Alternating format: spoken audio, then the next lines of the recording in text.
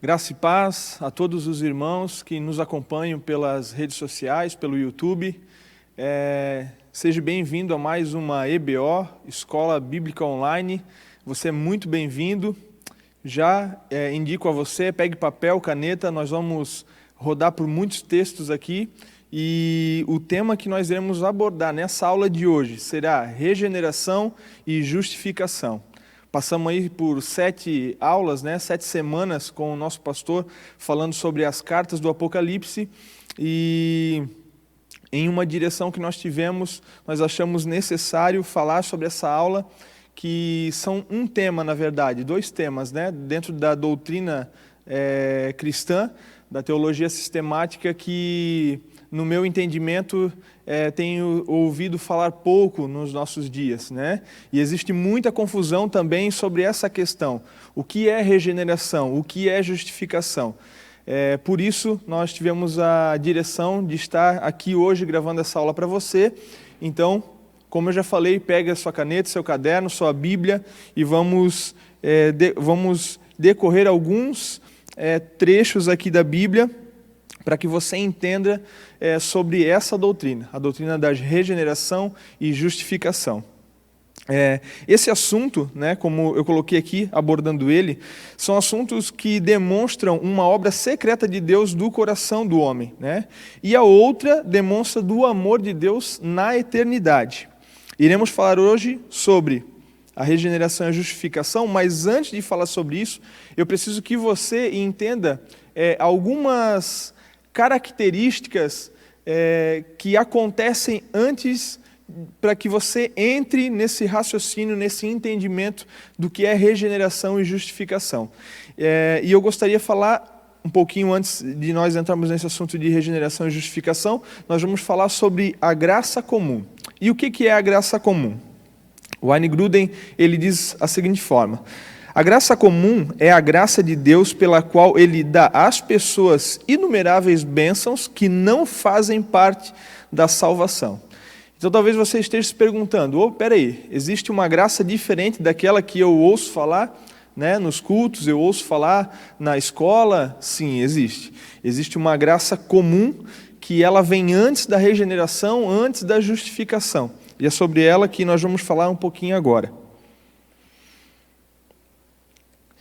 Existem 2 graças em Cristo, Nós, pela teologia sistemática, nós trabalhamos com 2 tipos, 2 métodos de graça que a Bíblia nos mostra. A primeira é a graça comum que eu acabei de falar, E o que é a graça comum? Ela não conduz à salvação. Ela é dada igualmente a crentes e incrédulos. E o que é a outra graça? Existe outra graça? Existe sim. A graça salvífica, então, que é a graça que nos alcançou, a graça que o Senhor gerou em nossos corações na eternidade. A graça de Deus que conduz a pessoa à salvação. Então, graça comum é uma graça que não conduz a pessoa à salvação e ela é dada a todas as pessoas, aos crentes e aos incrédulos. Nós já vamos estar vendo textos que vão nos dar referência sobre essa graça. E também vamos falar sobre a graça salvífica, que é a graça que nós aprendemos desde o início aí da nossa peregrinação, a graça que foi nos dada através da cruz do Calvário, a graça que nos foi imputada através do sacrifício do nosso Senhor Jesus Cristo. Então vamos lá. Exemplos de graça comum. Coloquei aqui alguns exemplos. Domínio físico. Os incrédulos continuam a viver nesse mundo unicamente por causa da graça comum de Deus. Vamos pegar um exemplo disso? Vamos para a Bíblia então. Lá em Gênesis 3, versículo 18, se você quiser acompanhar comigo, ele dá um exemplo do que é essa graça comum, que ele diz aqui. Os incrédulos continuam a viver nesse mundo unicamente por causa da graça comum de Deus. Se não fosse por essa graça comum, não existiria mais, esse número de pessoas, essas pessoas incrédulas vivendo conosco ainda hoje. O que diz lá em Gênesis 3,18? Diz assim: ela lhe dará espinhos e ervas daninhas, e você terá que alimentar-se das plantas do campo. O que o texto estava querendo dizer aqui? Que existe agora, após o pecado, após aquilo que Adão fez, aquilo que aconteceu no Éden, o pecado que foi imputado através de Adão à humanidade gerou uma responsabilidade a Adão, que seria, nós intitularíamos como graça comum. Todos os homens, sejam incrédulos, sejam ou crentes, eles recebem essa graça comum. O que isso quer dizer? O que o texto nos disse aqui? Ele lhe dará espinhos e ervas daninhas. O que Deus estava falando aqui? A terra, né? E você terá de alimentar-se das plantas do campo. Independente do que nós recebemos, se foi a graça comum, pela incredulidade que nós vivemos em nossas vidas, perdidos, ou se nós vivemos uma graça salvífica, todas essas pessoas, todos nós, na verdade, vamos passar por um período em que nós vamos ter que fazer a nossa parte aqui na Terra, como nós já fizemos. Seja no trabalho, seja no estudo, seja na nossa rotina, no nosso dia a dia. Nós temos responsabilidades, e isso é graça comum. É essa responsabilidade que é dada tanto para o ímpio quanto para o crente, né? Como ele deu exemplo aqui. Mais um exemplo da graça comum, o domínio intelectual também, né? A graça comum de Deus no domínio intelectual é vista no fato de que todas as pessoas têm um conhecimento de Deus, independente qual seja a pessoa. Seja ele um crente, ele já é crente porque ele crê em Deus, é lógico, né? Mas seja qualquer outra pessoa, qualquer raça, qualquer etnia, ela tem esse domínio intelectual. Ela foi criada com uma inteligência, né, com essa intelectualidade. Então essa graça também é derramada sobre essas pessoas, no qual Deus dá, né, esse domínio intelectual à vista de fato de que todas as pessoas têm o conhecimento de Deus. Então, todas as pessoas, se nós estudarmos um pouquinho sobre antropologia, exemplo, né, você vai ver que desde o início, né, o início da raça humana, o homem ele sempre buscou para si algo para se apoiar. Ele sempre buscou alguém para se devotar, alguém para ele crer, né? A própria palavra religião, se nós estudarmos a raiz dessa palavra religião, ela significa no latim religare, né? Que quer dizer o quê? Todos os seres humanos, eles precisam se religar. Existe dentro de cada ser humano uma necessidade, né, de se religar com o seu Deus. Então, diante de todos os povos, como a gente já falou aqui, todas as etnias acabam seguindo vários deuses, né? E por isso é que entra essa questão da graça comum. Todos são capacitados, todos têm intelectualidade, todos são seres inteligentes. E por isso todos eles procuram se apoiar em alguma coisa, seja nos deuses falsos ou no Deus verdadeiro ao qual nós pregamos e buscamos viver e servir. Glória a Deus. Vamos para o próximo. Mais exemplos de graça comum. Domínio moral. Domínio moral também faz parte de graça comum. Deus também, por meio da graça comum, limita as pessoas para que não sejam tão más quanto poderiam ser. Como isso, né? Existe uma medida, então, para a maldade? Vamos ver o que os textos aqui podem nos mostrar. Vamos lá para Romanos 1, 24. Se você quiser aí em casa estar anotando esses versículos, eu acho muito importante, para que você depois possa estar conferindo também, junto com a gravação dessa aula, para que você possa estar se aprofundando mais, possa estar mergulhando mais na palavra do Senhor, que isso é muito importante, né? Nós devemos ser como os crentes lá de Bereia, né? Aqueles homens e mulheres que ouviam a palavra que estava sendo pregada, e após ouvirem a palavra, eles iam para as Escrituras, eles iam para os manuscritos para poder fazer o quê? Poder ver se aquilo que estava sendo pregado realmente fazia sentido, era verdade, contia na palavra aquilo que estava sendo dito. Eu acho isso muito importante. Por isso, anote esses versículos que nós vamos estar falando aqui, para que depois você possa estar estudando em casa. Romanos 1, 24 diz assim: por isso Deus os entregou à impureza sexual, segundo os desejos pecaminosos do seu coração, para a degradação do seu corpo entre si.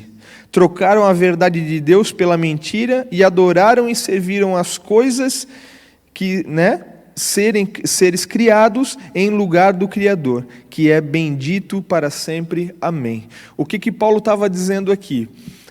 Todos os seres humanos, eles são dotados de um domínio moral.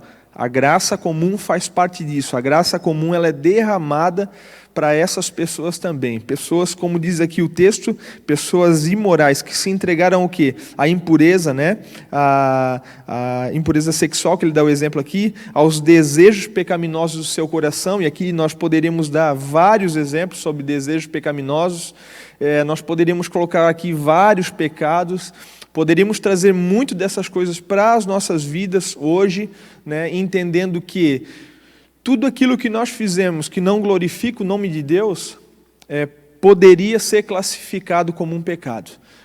Cris, mas tudo que eu faço é pecado? Não. Mas eu lembro-me de uma palavra que Paulo disse: quer comais, quer bebais, quer façais qualquer outra coisa, fazei para a glória de Deus. Então, tudo que nós vemos a fazer na nossa vida, tudo que nós fizemos durante o dia, nas nossas vidas, nós devemos fazer para a honra e glória de Deus.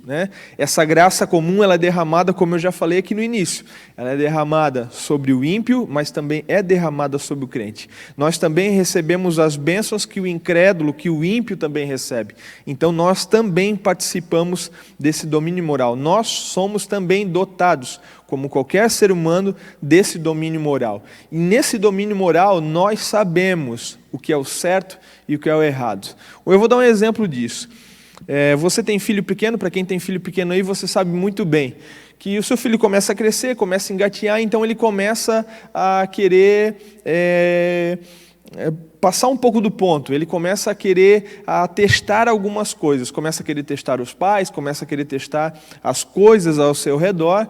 E um exemplo muito prático de quando eu criança fiz também, e já, depois de grande estudando e agora entendendo sobre essa questão do domínio, do entendimento moral nosso, eu aprendi o porquê daquela situação, de quando a gente era pequeno, de querer ir lá e colocar o dedinho na tomada e o pai dizia: não coloca o dedo ali que tu vai se machucar. E o que a gente fazia?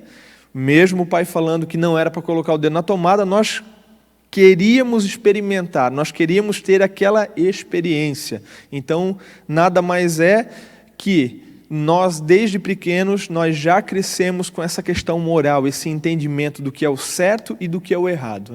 Então, como Paulo disse aqui aos Romanos, falando aos Romanos, esse domínio moral, Deus também, por meio da graça comum, limita as pessoas para que elas não sejam tão más quanto elas poderiam ser. O que o autor aqui quis dizer? Existe uma limitação para cada ser humano. Existe um ponto, e logo mais à frente nós vamos ver sobre isso, que a graça de Deus, a cruz de Cristo, ela é apresentada a uma pessoa. E por isso que ele coloca aqui que existe um limite para isso. Porque vai chegar um determinado ponto da vida de uma pessoa que ela vai, como eu acabei de falar aqui há um tempo atrás, ela buscou todas as religiões que ela poderia ter buscado. Dentro dela, ela sentia que existia um vazio dentro dela e ela nunca conseguia preencher isso com nada. Então, buscando em tudo no mundo, ela não conseguiu suprir esse vazio, esse vácuo que existia dentro dela, que só pode ser preenchido pela pessoa do Espírito Santo, pela pessoa de Deus, de Cristo Jesus. Então, todas essas pessoas, na busca por encontrar algo que as satisfazesse, elas estavam buscando algo correto para ser vivido. Elas sabem que aquilo que elas estavam vivendo na vida delas, seja de qualquer religião, se nós pudéssemos falar aqui sobre algumas religiões, budismo, islamismo, espiritismo, e qualquer outra religião, qualquer outra seita, você vai ver que todas aquelas pessoas, aqueles crentes, que vão ali, que estão buscando viver aquilo ali, estão buscando ser uma pessoa melhor. Então isso automaticamente limita elas na sua maldade. Elas eram más, eram entregues à maldade, mas chega um determinado ponto de suas vidas que elas não aguentam mais, elas não suportam mais aquele estilo de vida que elas estão vivendo, então elas vão buscar algum auxílio e não encontrando nada, como nós mesmos sabendo, ou vivendo em uma vida, em alguma religião, que ela acha que ela encontrou aquilo que poderia completar ela, cremos em Deus que em um determinado momento da vida dela, ela, se for pela vontade de Deus, é lógico, ela encontrará a pessoa de Cristo e então ela será preenchida pela verdade. Amém? Vamos lá para mais um exemplo de graça comum. Também o domínio criativo, né? Olha só que interessante. Deus tem permitido medidas significativas de talento nas áreas artísticas, musicais, atividades atléticas, arte, culinária, literatura e assim por diante. Eu não preciso aqui, talvez, dar muito exemplo para você, porque já, com certeza, você ouvindo isso, na sua mente já veio alguns exemplos de algumas pessoas que você talvez conheça, com um domínio muito grande para essa parte artística, né? Como foi colocado aqui, eu coloquei aqui dando exemplo, artista musical, né? Atividades atléticas, né? Quem de nós não conhecemos alguém que toca um violão muito bem, né? Quem de nós não conhecemos alguém que pega um instrumento e sem nota nenhuma ela cria um domínio sobre aquilo ali, por muitas vezes até aprendendo de ouvido e olhando para aquela pessoa tocando, a gente pensa, nossa, cara, que maravilhoso ouvir essa pessoa tocar, né? E o que é isso, né? Isso é um domínio criativo que Deus, através dessa graça comum que Deus derramou sobre toda a humanidade, deu a essas pessoas também, não somente aos crentes, né, mas aos ímpios também. Então, todas as pessoas têm uma capacidade, elas têm um dom, né? E aqui, como eu dei o exemplo aqui desse domínio criativo, é derramado dessa graça comum sobre todas essas pessoas, seja no músico, que é do mundo, seja no atleta, né? Se você pegar aí qualquer pessoa aí, para quem gosta aí de luta, né? Você vai se lembrar aí de grandes lutadores brasileiros aí, né? Que lutavam e venciam e nós olhávamos assim e pensávamos, meu Deus, esse cara ele é invencível, ninguém nunca vai ganhar desse cara, vai vencer esse cara, e aí chegava um determinado ponto que ele caía, né? Mas qual que era a nossa percepção daquela pessoa? Cara, ele tem um dom para a luta, ele tem um dom para natação, ele tem um dom para música, ele tem um dom para falar em vários idiomas. Todas as pessoas são dotadas de dons que é derramado através dessa graça comum, seja para o ímpio e seja para o crente também. Vamos lá, dar continuidade. Mais exemplos aí de graça comum. A graça de Deus também é evidente na existência de várias organizações e estruturas na sociedade humana. O que é isso? É um domínio social, derramado, né, por Deus também, essa questão da graça sobre a sociedade, né? Como eu já li aqui, a graça de Deus também é evidente na existência de várias organizações e estruturas na sociedade humana. Se nós pararmos para pensar o momento que nós estamos vivendo hoje no nosso país, e nós começarmos a contar a quantidade de instituições que estão trabalhando pela questão do povo, né? Não só brasileiro, mas no mundo, por essa questão da pandemia que nós estamos vivendo, se nós formos olhar quanta gente capacitada, quanta gente dotada de inteligência está trabalhando para que, né, ou tentando trabalhar para que isso chegue ao fim, nós também devemos ver e entender que existe uma graça de Deus sobre isso, há uma permissão de Deus. Essa graça de Deus também, essa graça comum também está derramada sobre a vida dessas pessoas, né? Então, eu tenho um exemplo aqui também, se você quiser abrir, em Romanos 13, o versículo 1. Vamos abrir lá? Se você, como eu já falei antes, se você quiser anotar, Romanos 13, 1 diz assim, dá um exemplo sobre essa graça comum, nessa questão de sociedade. Todos devem sujeitar-se às autoridades governamentais, pois não há autoridade que não venha de Deus. As autoridades que existem foram por Ele estabelecidas. Não vou dar continuidade nesse versículo aqui, porque ele já é bem simples, ele já é bem direto para a gente, falando sobre a questão da submissão às autoridades, né?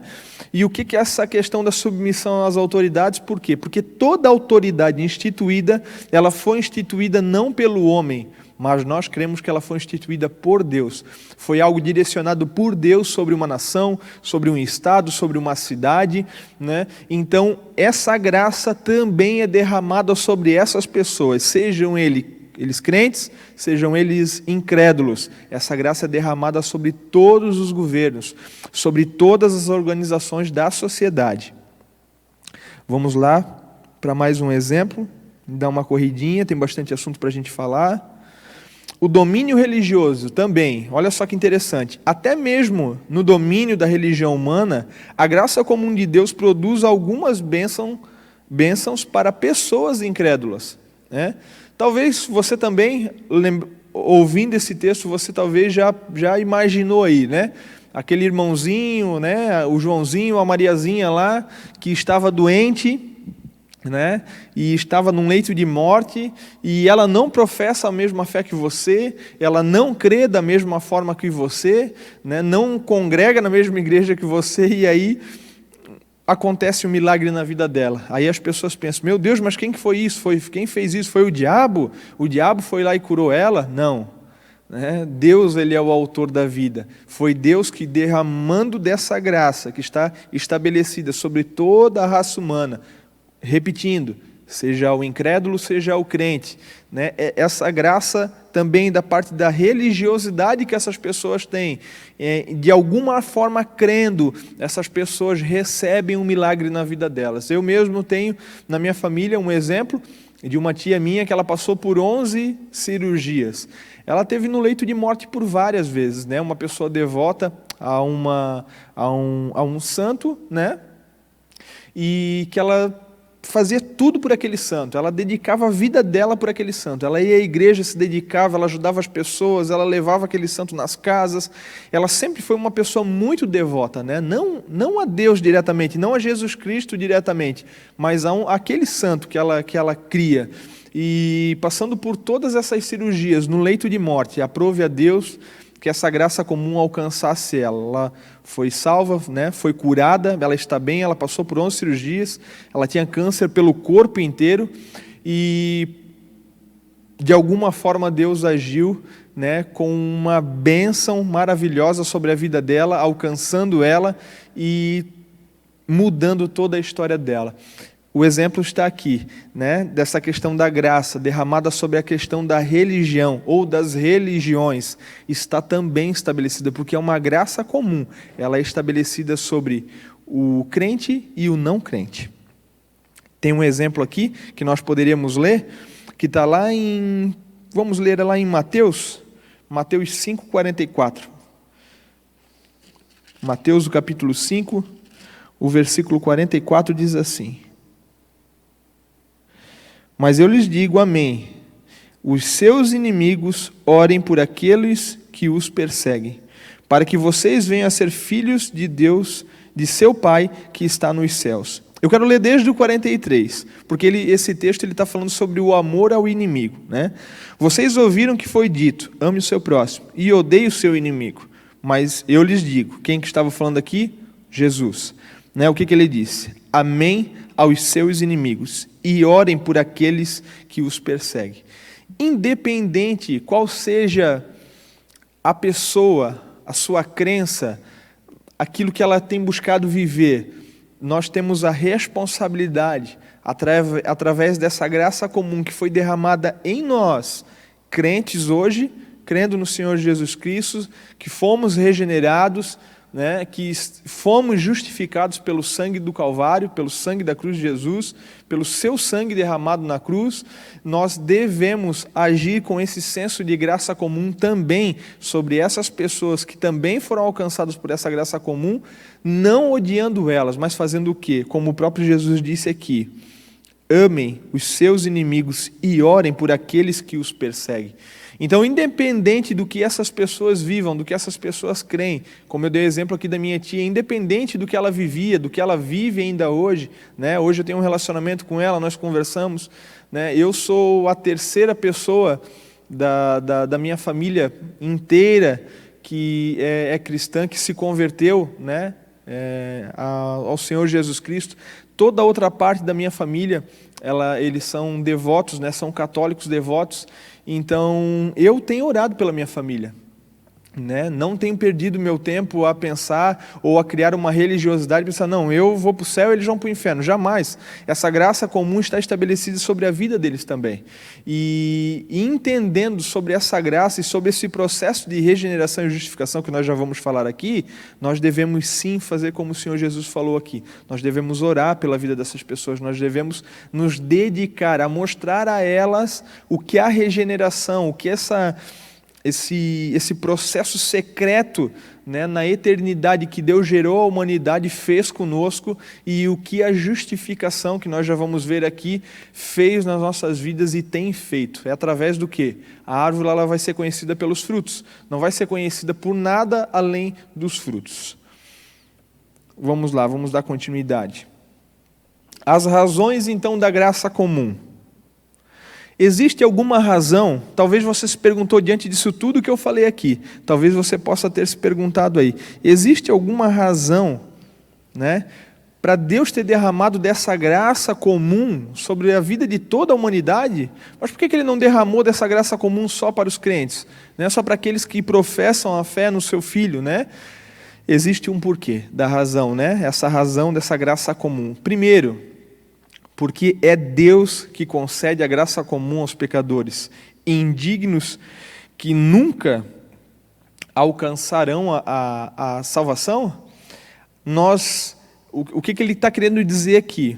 Porque é Deus que concede a graça comum aos pecadores indignos, que nunca alcançarão a salvação.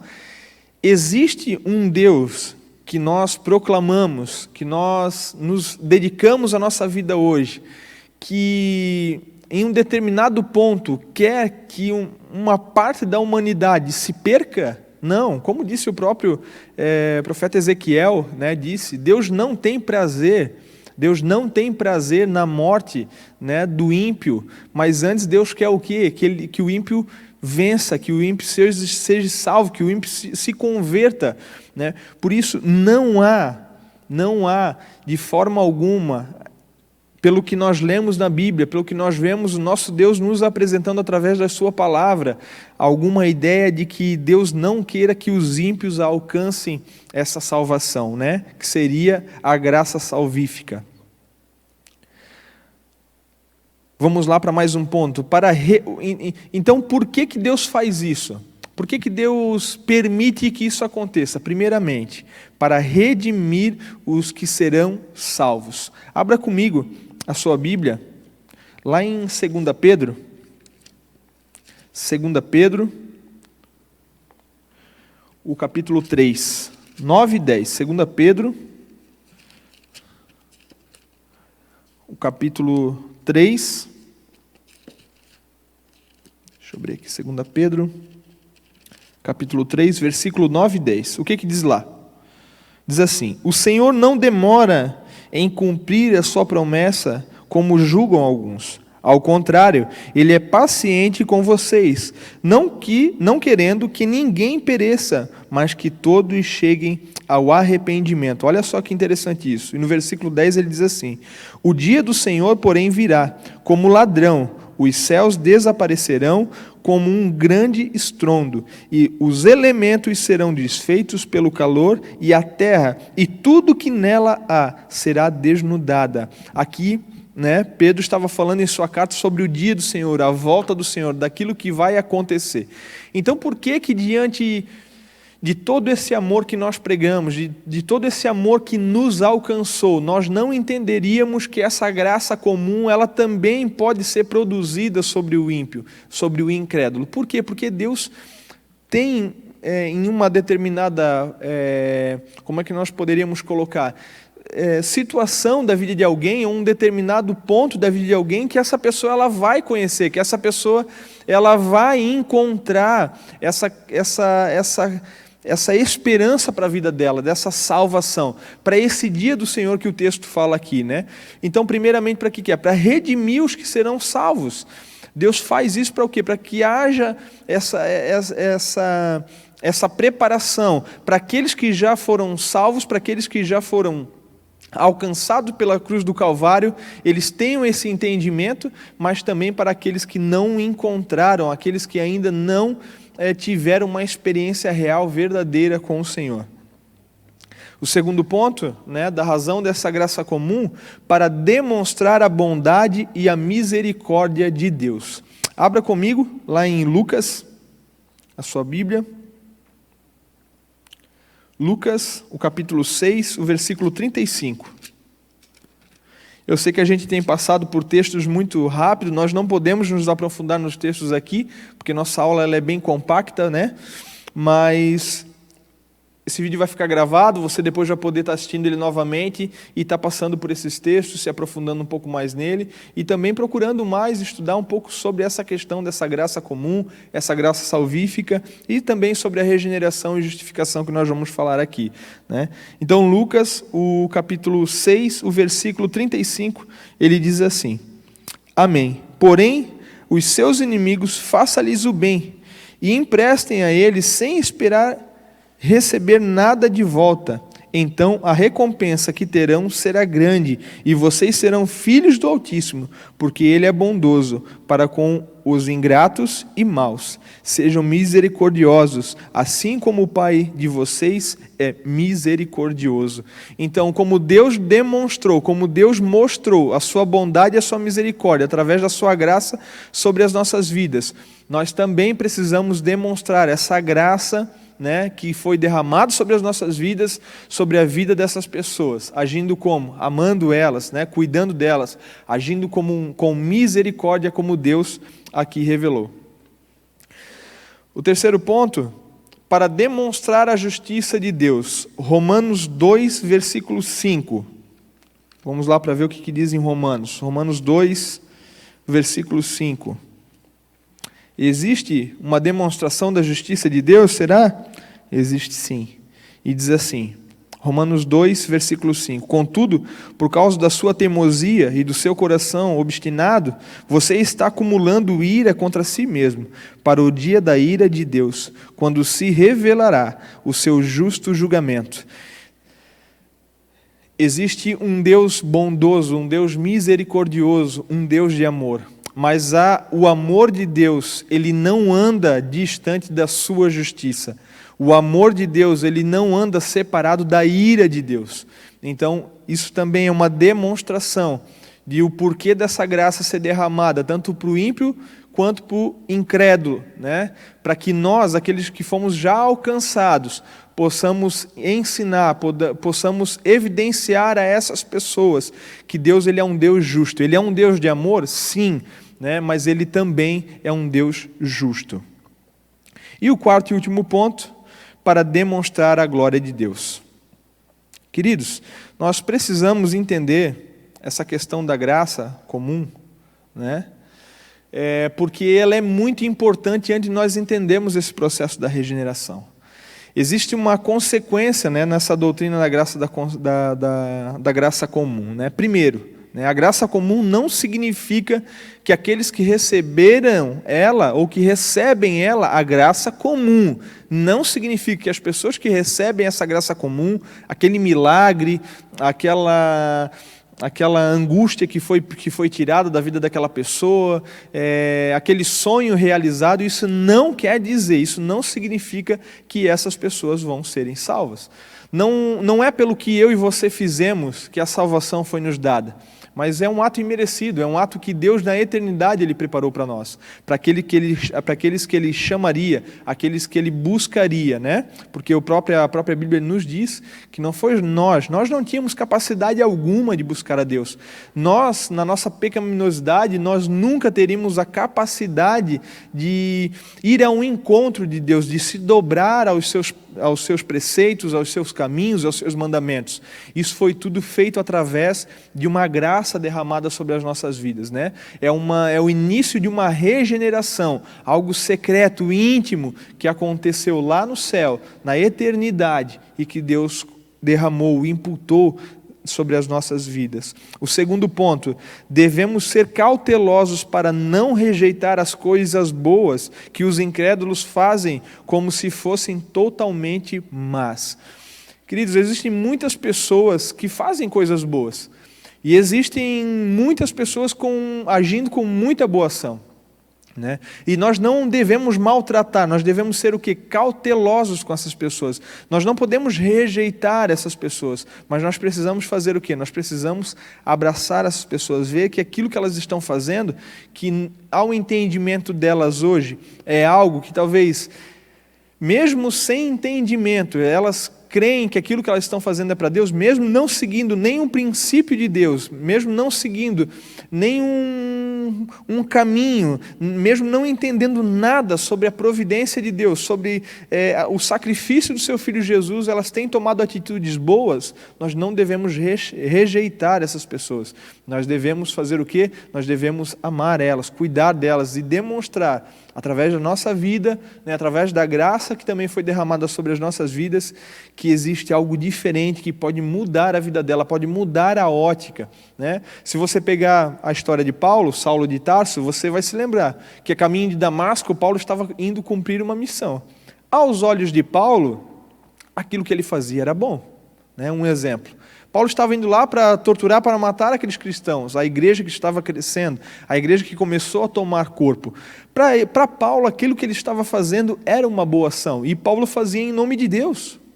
Então você imagina, se muitas pessoas, e talvez nós mesmos, às vezes fazemos as coisas, né, achando que estamos fazendo ao nome de Deus, e podemos estar errados. Né? Olhe para a vida de Paulo, né? Esse homem que a caminho de Damasco teve um encontro com o Senhor Jesus e diz que ele foi cego pela presença de Deus e como se escamas tivessem caído dos seus olhos. O que isso quer nos dizer? Paulo tinha uma visão sobre quem era Deus. Paulo tinha uma ótica sobre quem era Deus. Paulo tinha uma percepção a quem ele servia. Só que ao ter um encontro com o Senhor Jesus, as escamas dos seus olhos caíram. Ele foi liberto daquela pessoa, né? Ao próprio Jesus falar a Paulo: Saulo, Saulo, por que me persegues? Por que persegues a minha igreja, Saulo? Por que está fazendo isso com a minha igreja? Então Saulo cai em terra, ele é cego, você sabe toda a história depois, que ele depois é curado, a escama dos seus olhos cai, e depois ele acaba se tornando uma das pessoas mais eminentes, uma das pessoas mais importantes até do Novo Testamento, aí escrevendo boa parte do Novo Testamento, e graças aos seus escritos que nós podemos também estudar sobre essas doutrinas que hoje nós estamos aqui falando. E o terceiro ponto, a doutrina da graça comum deve conduzir o nosso coração a uma extrema gratidão a Deus. Queridos, como eu falei aqui no início, tudo que nós viemos a fazer, ela necessita fazer, agir pela graça, pela bondade, pelo amor a Deus, pelo agradecimento, pela gratidão ao nosso Deus. E sem me demorar, eu quero ir com você agora falar um pouquinho sobre regeneração. O que é então essa questão da regeneração? Eu quis passar aqui e fazer para você um panorama do que é essa graça comum, para que você possa entender essa questão da regeneração, esse ato secreto de Deus ao coração do homem.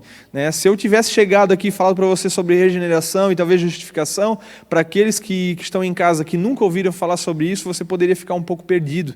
Mas era necessário que você entendesse que existe uma graça comum e uma graça salvífica. A graça comum que ela é derramada sobre todos, sejam os incrédulos e sejam os crentes, mas a graça salvífica ela é derramada somente para as pessoas que são alcançadas por essa regeneração que nós vamos falar aqui agora. Então, o que é a regeneração? A regeneração é um ato secreto de Deus pelo qual Ele nos concede nova vida espiritual. Características da regeneração. Primeiro, é uma obra exclusiva de Deus. Queridos, nós não temos parte nessa obra de Deus, né? Eu coloquei até aqui, para você entender, o que é regeneração. Regeneração é o seguinte, um resumo desse primeiro ponto que eu coloquei aqui. É uma obra exclusiva de Deus. Em algumas partes do processo de redenção, processo do quê? De caminhar, a redenção, a morte do nosso homem, do velho homem, né? Nós desempenhamos algum papel. Seja em qual? Seja no que diz a nossa conversão, seja na santificação, seja na nossa perseverança, nós temos um papel, nós desempenhamos algum papel nisso, né? Mas, no caso da regeneração, não. No caso da regeneração, ela é uma obra exclusiva de Deus. Nós não temos ação sobre isso. E olha o que João disse, deu como exemplo disso. Os quais não nasceram do sangue, nem da vontade da carne, nem da vontade do homem, mas de Deus. A regeneração, ela não é feita através de uma vontade humana. Ela não é feita através da vontade do teu líder passar para você, olha, você vai ser regenerado. Eu quero que você seja regenerado. Nós vamos aqui agora fazer algo, nós vamos agora criar algo para que você possa ser regenerado. Não, não. A regeneração, ela vem somente de Deus. Ela é um ato secreto, como nós lemos aqui, que aconteceu na eternidade e Deus imputou a nós. O segundo ponto, né, a característica da regeneração, a sua natureza é exata e um mistério, como eu já falei aqui, ela é um mistério da parte de Deus. Cris, tem algum exemplo para isso, dizendo que é um mistério isso? Tem também. Vamos lá para Efésios. Nós já vamos ver aqui, Efésios, tem um exemplo aqui, o capítulo 2, o versículo 1, diz assim: vocês estavam mortos em suas transgressões e pecados. Eu quero ler o 2. Nos quais costumavam viver quando seguiam a presente ordem deste mundo e o príncipe do poder do ar, o espírito que agora está atuando nos que vivem na desobediência. Versículo 3. Anteriormente, todos nós também vivíamos entre eles, satisfazendo a vontade da nossa carne, seguindo os seus desejos e pensamentos. Seguindo, como os outros éramos por natureza merecedores da ira. Da ira de quem? Da ira de Deus. Olha só que tremendo. Agora nós estamos começando a fazer um link com tudo aquilo que nós falamos sobre a questão da graça comum, né? Olha que interessante. Todavia Deus, versículo 4, olha o que diz. Em Efésios 2:4, diz assim: todavia Deus é rico em misericórdia pelo amor com que nos amou e deu-nos a vida com Cristo, quando ainda estávamos mortos em nossas transgressões. Pela graça vocês são salvos. Somente pela graça que nós somos salvos. E o terceiro ponto fala muito bem sobre isso, que é o quê? A questão que vem da fé salvífica, vem antes, né? Essa regeneração, ela vem antes da fé salvífica. Cristo, como acontece isso? Sim, nós não temos a capacidade, nós não teríamos a capacidade, se Deus não tivesse nos regenerado, de alcançar essa fé em Deus, essa fé nessa salvação, a fé no seu Filho. Como o próprio texto Deus nos deu de exemplo aqui, nós estávamos entregues ao quê? A toda a transgressão desse mundo, a toda maledicência, a toda maldade, né? Os nossos pensamentos, os nossos desejos, eles eram tortuosos, mas através dessa regeneração que Deus operou em nós conseguimos alcançar uma fé salvífica, uma fé nele.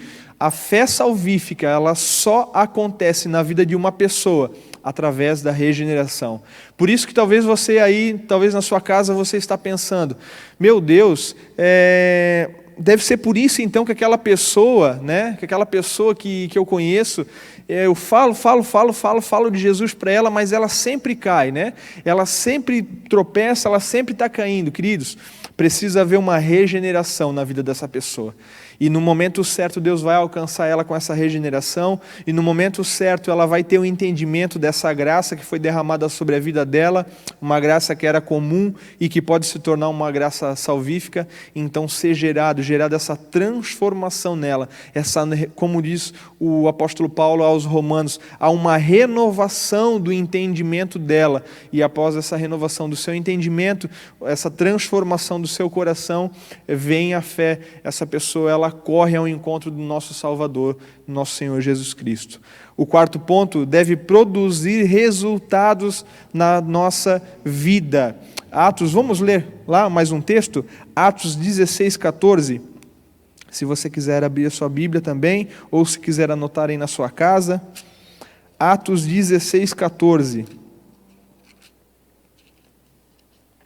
Atos 16, 14 diz assim: uma das que ouviam era uma mulher temente a Deus, chamada Lídia, vendedora de tecidos de púrpura, da cidade de Tiatira. Olha só, o Senhor abriu o seu coração para entender a mensagem de Paulo. Olha só que lindo, o que Lucas estava falando aqui, na mensagem de Atos dos Apóstolos. Houve uma regeneração nessa mulher. Olha só, novamente o versículo 14.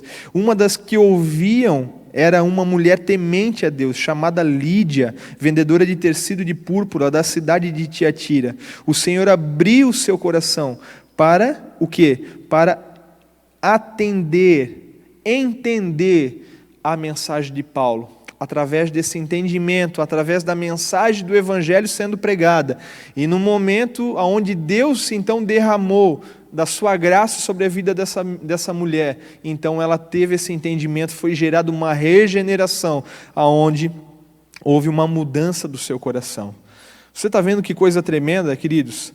Essa questão da regeneração. E quem causa essa regeneração? A gente já acabou de falar aqui, Quem causa essa regeneração? Segundo o texto de João 3, seria Deus Espírito que opera esse milagre na vida de uma pessoa, E estando nós, e também, mas segundo Paulo, melhor dizendo, Deus Pai também opera diretamente isso no homem. Quer ver só? Eu vou dar 2 exemplos aqui, 2 textos rápidos, se você quiser anotar aí na sua casa, para depois você ler. Já está aqui, eu já quero ler. O primeiro é Efésios 2, do 4 ao 5, diz assim: mas Deus, sendo rico em misericórdia, por causa do grande amor com que nos amou, e estando nós mortos em nossas transgressões, nos deu vida juntamente com Cristo. Pela graça vocês são salvos. O texto que nós lemos aqui atrás, agora há pouco. Olha só, e o segundo texto que ele dá como exemplo, que também é Deus Pai que opera isso, É uma questão da Trindade trabalhando nessa questão da regeneração. Olha só, que lindo isso.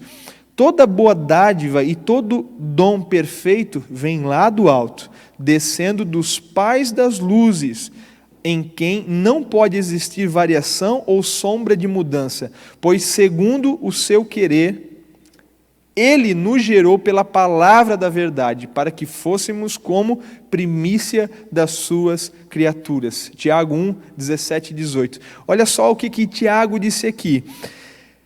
Diante da dádiva, do dom perfeito de Deus que vem lá do alto, olha só que tremendo isso, essa regeneração, essa mudança de identidade, que vem de quem? Do Pai das luzes, do nosso Deus, gera em nós o quê? Gerou pela palavra da verdade em nós essa mudança, para que agora, ou para que fôssemos como primícia das suas criaturas. Aquele plano original que o Senhor tinha aos seus filhos, à humanidade, nós alcançamos novamente o entendimento quando essa regeneração, essa mudança vem sobre a nossa vida.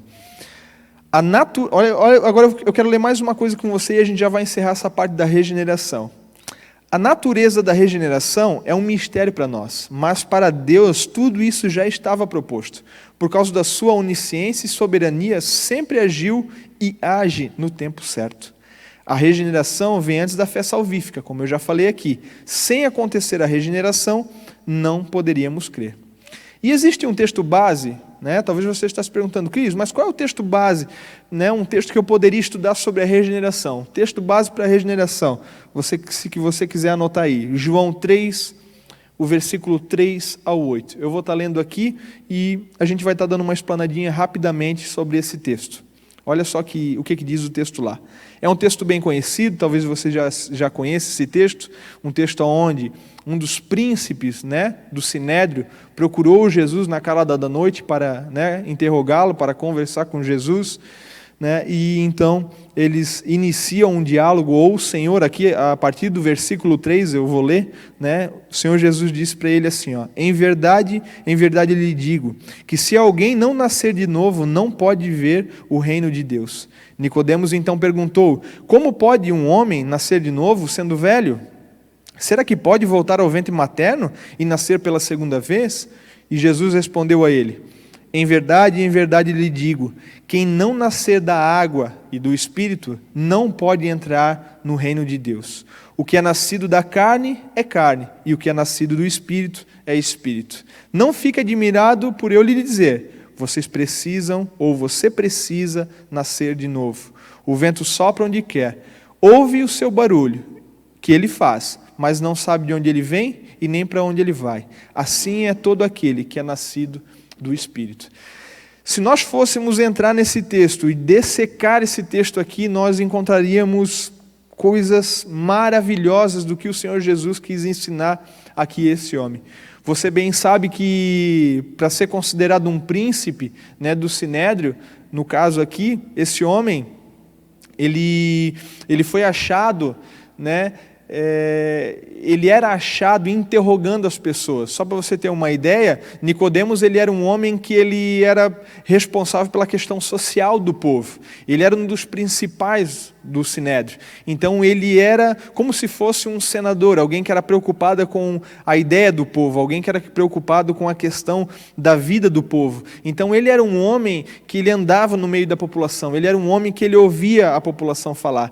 Ele era um homem que sempre estava à procura de entender um pouco mais o que as pessoas estavam vivendo, né? E também, vivendo no meio do povo, ele começou a ver e a entender o que o Senhor Jesus estava fazendo, e essa curiosidade que foi gerada nele, fez ele ir até o encontro de Jesus. Mas alguns pontos rápidos aqui desse texto que eu gostaria de falar, então nós encerrarmos essa questão da regeneração. O primeiro delas, Jesus fala algo aqui para ele: é necessário que o homem nasça de novo. Nicodemos não entendeu o que o Senhor Jesus estava fazendo. Nicodemos pensou, mas como pode, né? Até a pergunta dele parece ser engraçada. Como pode? Então tem que nascer uma segunda vez, tem que voltar para o ventre materno e nascer novamente? Jesus disse, não, Nicodemos, você não está entendendo. Ele dá a sequência aqui, ó, aquele que é nascido da carne é carne. Você já nasceu da carne, você não vai nascer novamente. Mas aquele que é nascido do Espírito é Espírito. É necessário que você nasça novamente. E da onde que viria esse nascimento? Como acontece esse nascimento? O Senhor Jesus diz aqui para ele, aqui, ó, em verdade te digo, quem não nascer da água e do Espírito não pode entrar no reino de Deus. Essa questão da água, muito tem se discutido sobre a palavra água aqui. Nós temos dois exemplos sobre a questão da água. O primeiro delas, a água, ela é uma representação da palavra de Deus. Então, talvez Jesus estava querendo dizer a Nicodemos, é necessário que você nasça da palavra, você precisa mergulhar mais na palavra, você precisa começar a compreender a palavra, né? Ou a segunda alternativa, que seria para essa questão da água, era o quê? Era o próprio batismo, né? O batismo de arrependimento que João Batista estava operando naquele tempo, né? No deserto. E depois o Senhor Jesus continua falando para ele que era necessário nascer da água, mas também do Espírito, para que o quê? Para que pudesse entrar no reino dos céus. Em seguida ele diz assim, ó, não fique admirado, né, de eu te dizer que você precisa nascer de novo. Por quê? Porque o Senhor Jesus sabia, e o Senhor Jesus sabe até hoje a nossa decadência. O Senhor Jesus sabe até hoje que nós, por nossa própria vontade, nós não nos achegaríamos a Ele, nós não iríamos ao encontro dEle. Então, através dessa regeneração, através desse novo nascimento, como é explicado através desse texto aqui, nós necessitamos nascer da água, seja pela palavra, seja pelo batismo, e também do Espírito, nessa regeneração que vem a partir da pessoa, né, do Espírito Santo, da pessoa de Cristo e da pessoa de Deus Pai. Amém? Glória a Deus. Então a gente acabou tratando sobre essa questão da regeneração, e agora, para encerrar, eu gostaria de falar com você nós vamos falar agora sobre a justificação, né? O que vem primeiro, Cris? Vem a regeneração, vem a justificação? Nós não somos justificados primeiro, depois nós somos, né, regenerados? Não. Né? O primeiro nós necessitamos ser regenerados, como a gente já falou aqui. Para o quê? Para que a gente pudesse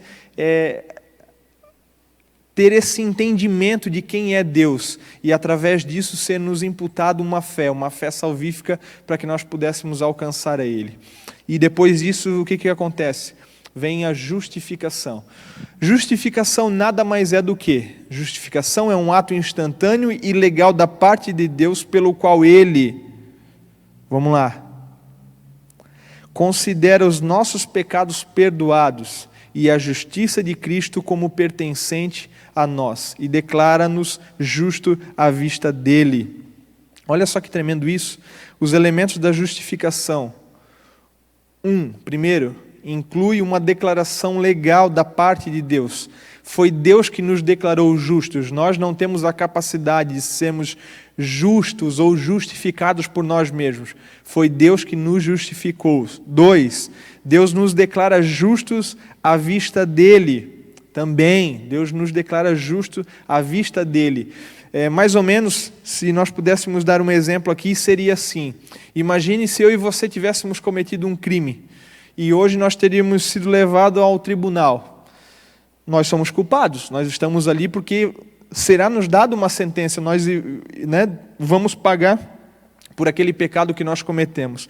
Mas imagine eu e você chegando diante desse juiz, e esse juiz falando o seguinte: olha, fulano, você cometeu isso, você cometeu aquilo e aquilo outro, a sua sentença é essa, mas eu agora o declaro justo, você está justificado, você está livre de toda a sua transgressão, de todos os seus pecados.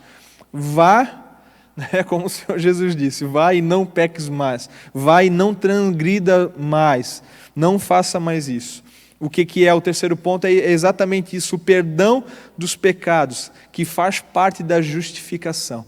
Nenhum homem, nenhum líder, nenhum pastor, ninguém no mundo, sobre a terra, pode perdoar o pecado de alguém. Ninguém tem o poder de perdoar o pecado de alguém, somente o Senhor Jesus, somente Deus, através da morte e através do sacrifício do seu Filho Jesus. Os elementos então da justificação. Primeiro, Deus pode nos declarar justos por causa de Cristo. Simples, eu e você já sabemos, nós somos justificados pela morte, pelo sacrifício que foi necessário do Cordeiro Santo, aquele que morreu, ressuscitou e hoje está sentado à direita de Deus Pai. Segundo ponto, é inteiramente pela graça de Deus que essa justificação é nos dada. Sem Deus, sem essa graça ter nos alcançado, nós não poderíamos ser justificados. E o terceiro ponto, Deus nos justifica por meio da fé em Cristo. Sim, Deus nos justifica por meio da fé em Cristo. Não existe como eu e você sermos justificados, não existe a possibilidade de sermos justificados se não fosse através do sangue de Jesus Cristo. E olha o que Paulo disse em Romanos 3, 24 ao 30. A versão NVI, ela diz assim: sendo justificados gratuitamente por sua graça, por meio da redenção que há em Cristo Jesus, Deus o ofereceu como sacrifício para propiciação mediante a fé, pelo seu sangue, demonstrando a sua justiça. Em sua tolerância, havia deixado impunes os pecados anteriormente cometidos, mas no presente demonstrou sua justiça, a fim de ser justo e justificador daqueles que têm fé em Jesus. Onde está então um motivo de vanglória? É excluído. Não existe motivo de vanglória. Foi excluído. Por quê? Porque não vem de nós. Vem de quem? De Deus. Baseado em que princípio? No da obediência da lei? Não. Mas no princípio da fé. Não é pela antiga lei, né? Como ele disse aqui, foram perdoados os pecados que foram feitos anteriormente, que foram cometidos anteriormente. Mas agora como é feito? Nós somos justificados por esse princípio da obediência à lei? Não, lógico que não. Mas no princípio da fé. E na fé de quem? Do Filho de Deus. Pois sustentamos, olha o que ele continua dizendo, pois sustentamos que o homem é justificado pela fé, independente da obediência à lei. Deus é Deus apenas dos judeus? Ele não é também Deus dos gentios? Sim. Como pode? Deus seria só Deus lá dos judeus, só do povo escolhido? Não. Através da pregação de Paulo, através daquilo que o Senhor revelou a Paulo, o evangelho chegou até nós, aos gentios. E o que ele diz aqui? Sim, dos gentios também, visto que existe um só Deus, pela fé justificará os circuncisos e os incircuncisos. Olha que tremendo isso. O que é então a justificação? Alguém que é considerado justo por Deus, ato que só acontece mediante a fé em Cristo Jesus, não por obras para que o homem não se glorie. A justificação acontece na cruz, quando Cristo, por obediência, se entregou por meio de muitos. E Gálatas, para finalizar, Gálatas 2,16, diz assim: sabemos que ninguém é justificado pela prática da lei, mas mediante a fé em Jesus Cristo. Assim nós também cremos em Cristo Jesus, para sermos justificados pela fé em Cristo, e não pela prática da lei, porque pela prática da lei ninguém será justificado. E Romanos, só para você entender o que era essa questão da prática da lei, nós somos justificados pela prática da lei. O que era a lei, né? A prática da lei. A lei eram as cerimônias, as leis, né, alimentares, o sábado, mas aqui nesse contexto não nos dá evidência de que isso sim, né, sobre toda a prática das boas obras, isso possa nos trazer justificação. Né? Romanos 4,3 diz assim: porque o que diz a Escritura? Ela diz: Abraão creu em Deus, e isso lhe foi atribuído para a justiça. Amém, queridos?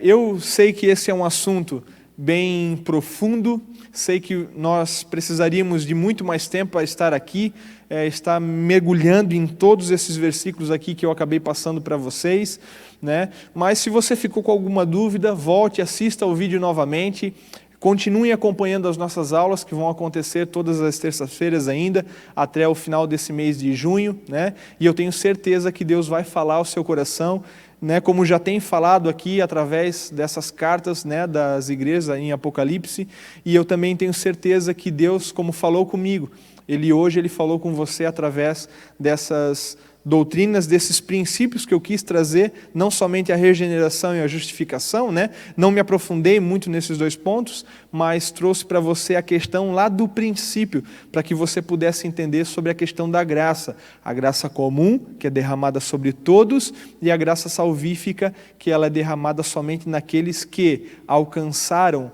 foi distribuído, foi dado, né, de forma gratuita, é uma graça, né, essa questão da regeneração. E através dessa regeneração, né, vindo então nós a sermos justificados, porque através daquilo que foi regenerado em nós, nos foi acrescentado a fé. Então, na fé que nós cremos, e hoje crendo no Filho de Deus, hoje nós podemos então sermos justificados pelo sangue de Jesus, e podemos assim um dia, em esperança, estar com Ele, né, na nossa morada eterna.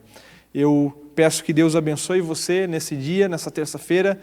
Peço que Deus fale ao seu coração através de todo esse texto que nós comentamos aqui, todas as palavras, todos os versículos que aqui nós colocamos como exemplo. E como eu falei aqui, volte e veja essa aula novamente e mergulhe nesses textos, que eu tenho certeza que Deus vai falar com você tremendamente. Que Deus os abençoe e uma ótima semana.